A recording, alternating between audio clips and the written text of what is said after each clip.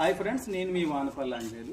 Upcoming actors అయిన మనం కేవలం కెమెరా ముందుకు వెళ్ళినప్పుడే కాదు, ఇంటికాడ ఖాళీగా ఉండినప్పుడు కూడా ఏదైనా మంచి వాట్సాప్ కొటేషన్ తీసుకొని డైలాగ్స్ని ప్రాక్టీస్ చేస్తూ ఉంటే మన యాక్టింగ్ అనేటువంటిది రోజు రోజుకి డెవలప్ అవుతుందని నా ఉద్దేశం.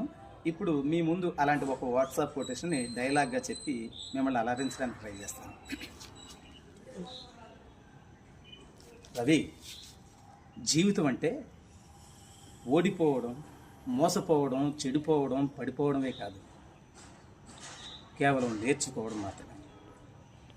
కొందరు ఓడిపోయి ఎలా గెలవాలో నేర్చుకుంటారు, కొందరు మోసపోయి ఎలా జాగ్రత్తగా ఉండాలో నేర్చుకుంటారు, కొందరు చెడిపోయి ఎలా బాగుపడాలో నేర్చుకుంటారు, కొందరు పడిపోయి ఎలా నిలబడాలో నేర్చుకుంటారు.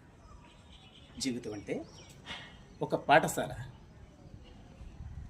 ఇక్కడ నేర్చుకోవడం మాత్రమే ఉంటుంది. అర్థం చేసుకో. ఫ్రెండ్స్, ఈ డైలాగ్ని మీరు బాగా గమనించండి. చాలా సిమిలర్గా ఉంటుందన్నమాట. చెడిపోవడం, పడిపోవడం, ఓడిపోవడం, మోసపోవడం రిపీటెడ్గా ఉంటాయి.